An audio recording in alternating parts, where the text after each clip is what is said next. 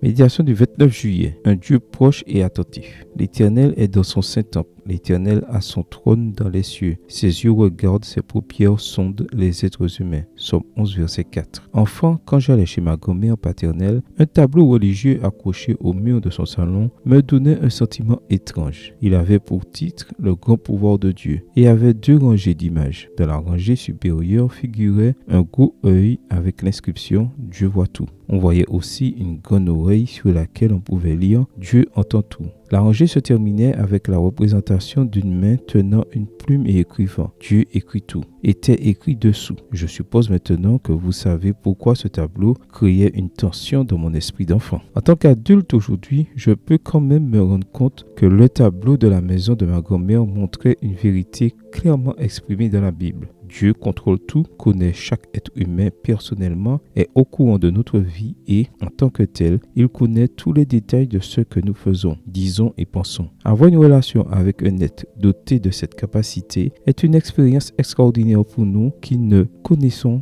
en ce monde aucun être humain qui nous connaisse autant. Cela nous amène donc à 2 conclusions sur lesquelles je voudrais réfléchir aujourd'hui. La première conclusion est que la seule façon de fréquenter un tel être est de le faire avec une transparence, une sincérité et une humilité totale. Toute tentative de simulation, d'hypocrisie, de façade ou de tromperie avec Dieu est simplement ridicule. Le manque de sainteté de notre vie est en fait dû en grande partie à une méconnaissance de sa nature. Ses yeux regardent et ses paupières sondent les êtres humains. Son souvenir nous évitera de tomber dans l'hypocrisie. La seconde conclusion est que nous devons avoir la discipline spirituelle de confesser nos péchés à Dieu. Il est nécessaire de reconnaître nos erreurs devant lui, non pas parce qu'il ne les connaît pas, je savais même à 6 ans qu'il voyait, entendait et écrivait tout, mais pour nous encourager dans un processus tout à fait honnête avec lui et regretter les erreurs commises. Cela nous mènera à une véritable repentance et nous assurera son pardon et sa purification. Merci Seigneur pour ta présence et l'attention que tu as pour nous aider à vivre de façon authentique. Amen. Bonne journée à vous